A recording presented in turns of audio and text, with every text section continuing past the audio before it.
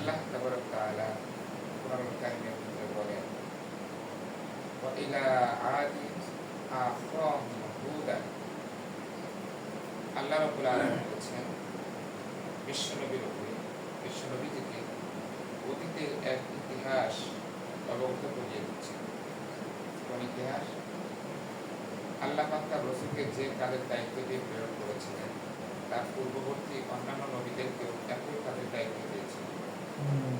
তার পূর্ববর্তী নবীদের কি কাজ ছিল, সে কাজের এক দৃষ্টান্ত আল্লাহ রাসূলের কাছে তিনি পেশ করছেন। আল্লাহ পাক বলছেন, ওয়া ইলা আদি আখাহুম হুদা। নবী হে, আদ জাতির নিকট এক পয়গম্বর প্রেরণ করেছিলাম, তিনি ছিলেন হযরত হুদ আলাইহিস সালাম। হুদ আলাইহিস সালাম তার কওমের কাছে এসে তিনি দুটি ঘোষণা দান করেন আল্লাহ পাকের পক্ষ থেকে দেয়া। ইয়া ক্বালা ইয়া কওমি ইবুদুল্লাহ। হুদ আলাইহিস সালাম তার কওমকে বলেন, হে আমার জাতি, হে আমার সম্প্রদায়, তোমরা আল্লাহর ইবাদত করো। মা লাকুম মিন ইলাহিন গায়রুহু। এবং আল্লাহ ছাড়া তোমাদের কোনো ইলাহ নেই। এটি মহৎ চিরন্তন সত্য। এই আয়াতের ভিতরে আল্লাহ পাক দুটি মেসেজ দান করেছেন হুদ আলাইহিস সালামের মাধ্যমে। মেসেজ দুটি, প্রথম অংশ ছিল, হে আমার জাতি, তোমরা এক আল্লাহর ইবাদত করো। এখন ইবাদত বলতে আমরা যা মনে করি, বা ইবাদত বলতে আমরা যেটা বুঝি, ইবাদত অর্থ হচ্ছে কিছু করা, জুব্বা পরিধান করা, দাড়ি রাখা।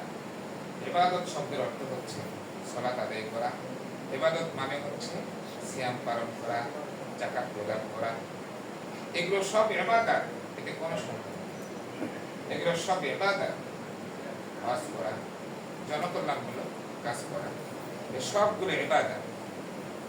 কিন্তু এই ইবাদতগুলোর পাশাপাশি আমাদের সবচেয়ে বড় ইবাদত হচ্ছে আল্লাহর জমিনে আল্লাহর দ্বীনকে প্রতিষ্ঠা করা, আল্লাহর জমিনে আল্লাহর বিধানকে বাস্তবায়ন করা। জমিন যা, আইন চলবে তার। জমিন যা, হুকুম চলবে তার। আমরা যে জিন্দেগি পরিচালনা করি তা তো গায়ের জোরে চালাই। আমরা যে জিন্দেগি চালাই তা তো মানব রচিত মতবাদের আলোকে চালাই।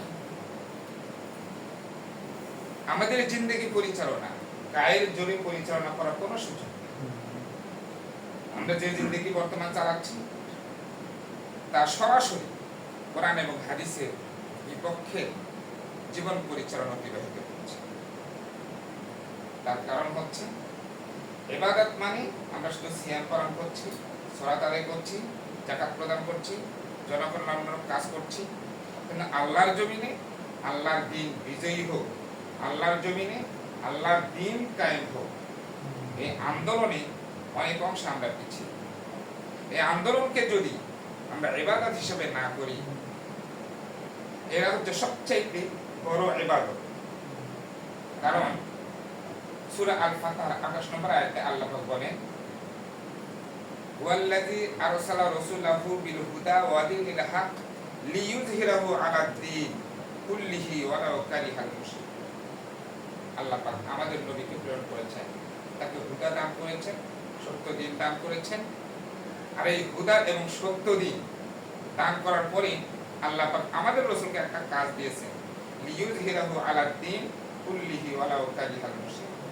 পৃথিবীতে যত ধর্ম আছে, পৃথিবীতে যত মতবাদ আছে, পৃথিবীতে যত দল আছে, সব দল, গোত্র, সকল ধর্ম, মতবাদের উপরে আল্লাহ পাক রাসূলকে বলেছেন, তুমি তোমার দ্বীনকে বিজয়ী করো,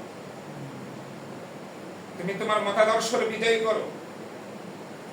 কিন্তু পৃথিবীতে আল্লাহর জমিনে আল্লাহর দ্বীন বিজয়ী করার পরিবর্তে আমরা কিছু ব্যক্তির আদর্শ বাস্তবায়নের জন্য আমরা লড়াই করছি। কিছু ব্যক্তির আদর্শ বুকে ধারণ করে, লালন পালন করে, সে আদর্শ পৃথিবীতে প্রতিষ্ঠিত করার জন্য রক্ত দিচ্ছে, সংগ্রাম করছে, আন্দোলন করে যাচ্ছে। পৃথিবীতে আল্লাহর জমিনে আল্লাহর দ্বীনকে বিজয়ী করার জন্য, আল্লাহর দ্বীন প্রতিষ্ঠার জন্য আমাদের লড়াই সংগ্রাম। আমরা ইবাদত করছি, সালাত আদায় করছি, সিয়াম পালন করছি, কিন্তু আল্লাহর জমিনে আল্লাহর দ্বীন প্রতিষ্ঠা করা এটা বড় এক মহান ইবাদত। আল্লাহ রাব্বুল আলামিন কোরআনুল কারীমে বলেন, লাকাদ কানা লাকুম ফি রাসূলিল্লাহি উসওয়াতুন হাসানাহ। তোমরা আল্লাহর জমিনে আল্লাহর দ্বীন যে কায়েম করবে, কোন আদর্শের মাধ্যমে কায়েম করবে? নিশ্চয় তোমাদের রাসূলের জীবনে রয়েছে তোমাদের জন্য উত্তম আদর্শ। এই উত্তম আদর্শের মাধ্যমে আল্লাহর জমিনে আল্লাহর দ্বীনকে কায়েম করবে। কিন্তু আমরা কি করছি? রাসূলের সেই উত্তম আদর্শকে আমরা গ্রহণ করছি, রাসূলের সেই উত্তম আদর্শকে আমরা লালন পালন করছি। এজ এ মুসলিম হিসেবে, এজ এ মুমিন হিসেবে আমাদের সকলের দায়িত্ব এবং অত্যন্ত জোর রেসপন্সিবিলিটি এটি যে তার আদর্শকে অবশ্যই আমাদের ধারণ করতে হবে, লালন করতে হবে, পালন করতে হবে। তার আদর্শ শুধু টুপি জুব্বা পরা, সালাত আদায় করা, সিয়াম পালন করা এটি যে তার আদর্শ তা নয়। আল্লাহর দ্বীনকে আল্লাহর জমিনে প্রতিষ্ঠার লক্ষ্যে লড়াই করা, সংগ্রাম করা। মসজিদে এসে ইবাদত করব, মসজিদের বাহিরে ত্রাসের রাজত্ব কায়েম হবে, ওই ত্রাসের রাজত্বকে উৎখাত করে দেওয়ার কোনো কর্মসূচি আপনারা পারেন অনেক সময় থাকে। এটি রাসূলের আদর্শ ছিল।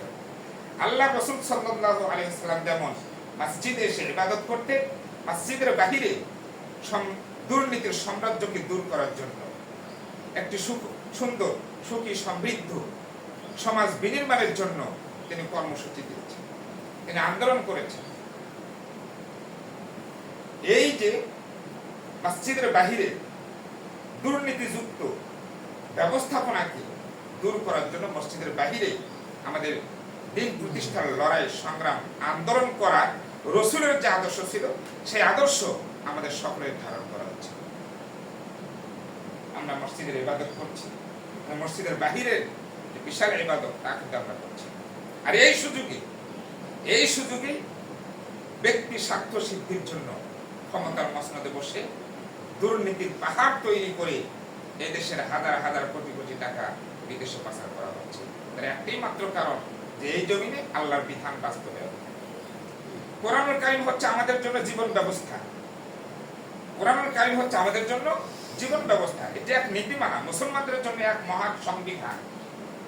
এই সংবিধান আমরা পালন করছি না, এই সংবিধান আল্লাহর জমিনে বাস্তবায়ন করছি না। এই সংবিধানকে আমরা রেখে দিয়েছি মসজিদের কোন এক জায়গায়, এটা শুধু তেলাওয়াত করছি, কিন্তু তার ভিতরে হুকুম কি আছে এই হুকুমগুলো কিন্তু আমরা পালন করছি। প্রিয় ভাই সাহেব, একটা কথা খুব মনোযোগ সহকারে আমাদের শোনা উচিত, সেটি হচ্ছে কোন ডাক্তারের কাছে যদি আপনি কোন রোগ নিয়ে যান আর ডাক্তার যদি প্রেসক্রিপশন করে দেয়, আপনি যদি এসে সকাল সন্ধ্যা শুধু সেই প্রেসক্রিপশন তেলাওয়াত করবেন, কিন্তু ওই প্রেসক্রিপশন অনুযায়ী আপনি ওষুধও কিনবেন না, ওষুধও খাবেন না, তাহলে কি রোগ ভালো হবে? তো কোরআন তো আমরা শুধু তেলাওয়াত করছি, শুধু তেলাওয়াত। তো কোরআনের ভিতরে আমাদের কি ইনস্ট্রাকশন দেওয়া আছে, সেই ইনস্ট্রাকশন আমরা বাস্তবায়ন করছি। কোরআনুল কারীমে কি দিক নির্দেশন দেওয়া আছে তা কিন্তু আমরা বাস্তবায়ন করছি না।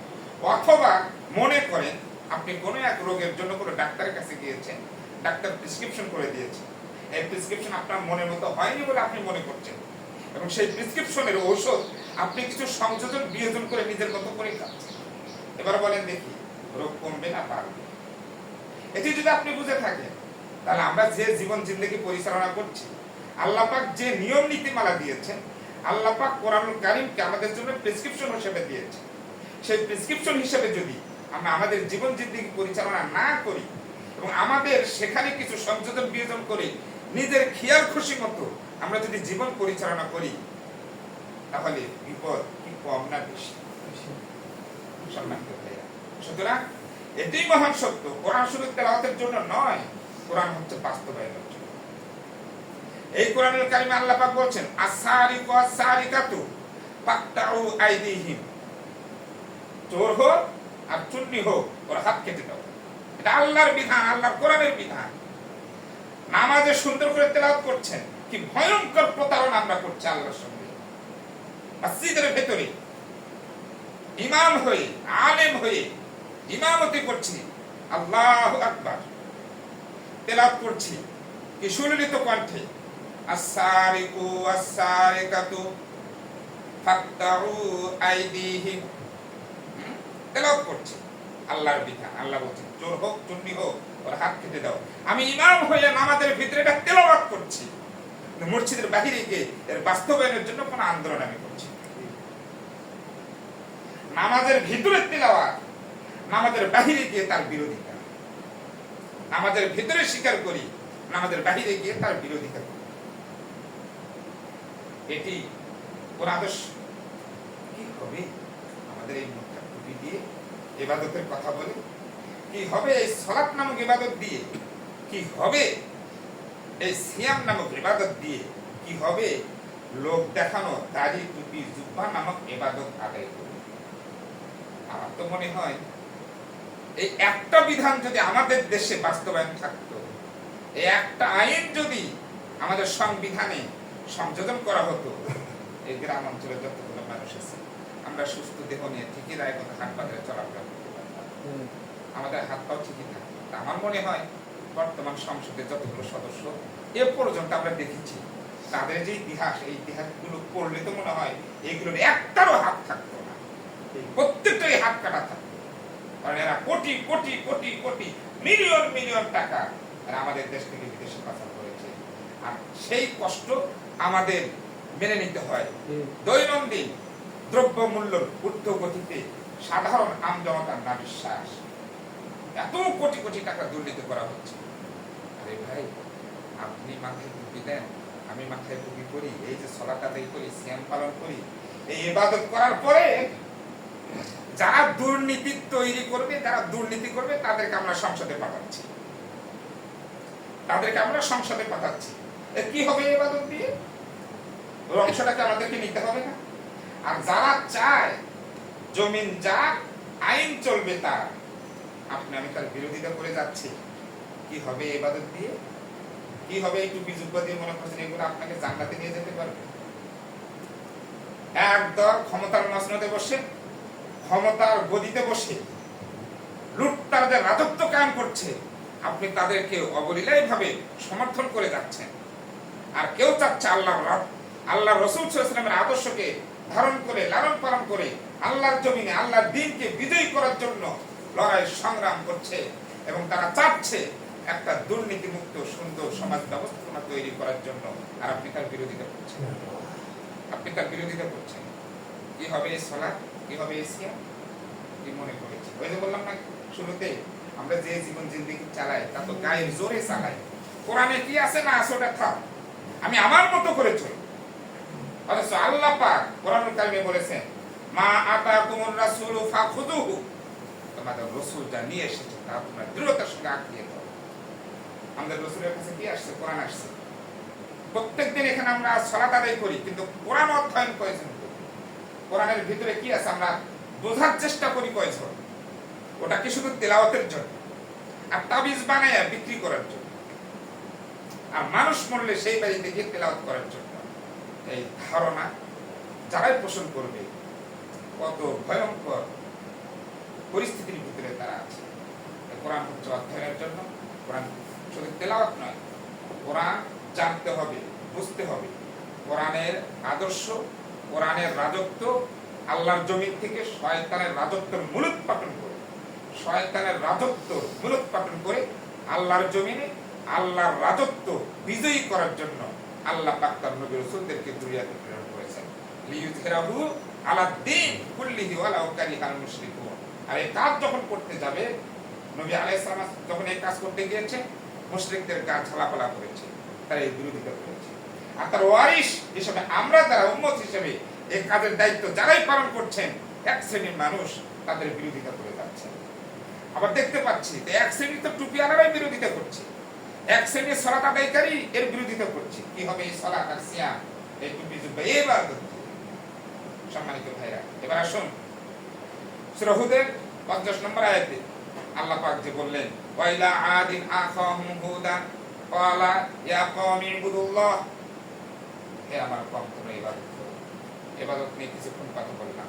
মসজিদে এসে আমরা যেটা করছি এটা যেমন ইবাদত, মসজিদের বাহিরে যে শয়তানের রাজত্ব চলছে, ওই রাজত্বর মূলোৎপাটন করে দিয়ে আল্লাহর আইন মসজিদের বাহিরেও প্রতিষ্ঠার জন্য আন্দোলন করা আমাদের সকলের ইবাদত, সবচেয়ে বড় ইবাদত।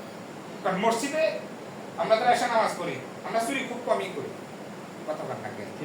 কিন্তু মসজিদের, এই মসজিদের যিনি ইমাম হন, এই ইমাম কোনোদিন মাসে চুরি করে খায়?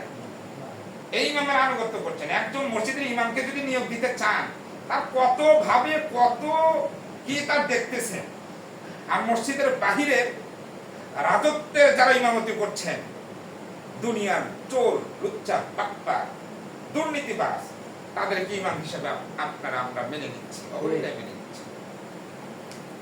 এই মসজিদের বাহিরের ইমাম নির্বাচনের ক্ষেত্রে আমরা সৎ ইমাম নির্বাচনের তোয়াক্কা করছি, যেটি আমাদের সবচেয়ে বড় ইবাদতের বিষয়।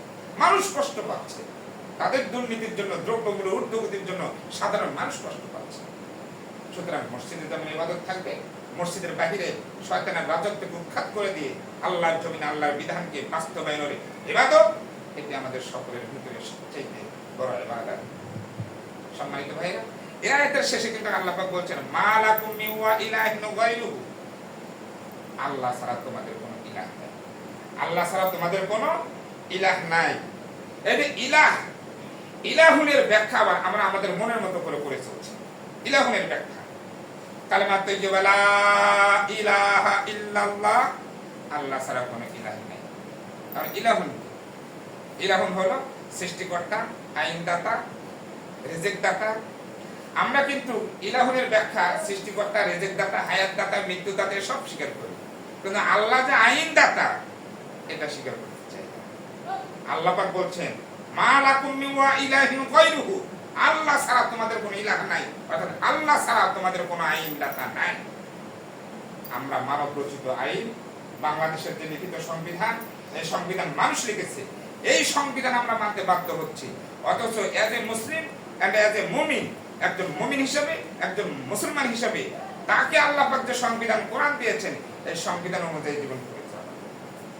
সুতরাং সম্মানিত ভাইরা, আসুন আমরা সবাই আল্লাহ পাকের বিধান বাস্তবায়নের জন্য আত্মত্যাগের বিনিময়ে এই জমিন থেকে শয়তানের রাজত্বের মূলোৎপাটন হোক এবং আল্লাহর জমিনে আল্লাহর দিন বিজয়ী হোক, এই আশাবাদ ব্যক্ত করছি।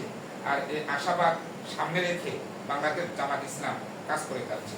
আপনাদের আহ্বান জানাই, দল মত নির্বিশেষে হাতে হাত রেখে, কাঁধে কাঁধ রেখে আল্লাহর জমিন বাংলাদেশের সমাজ থেকে সকল রকমের দুর্নীতি মুক্ত সমাজ বিনির্মাণের জন্য এই আন্দোলনে আমরা সবাই অংশগ্রহণ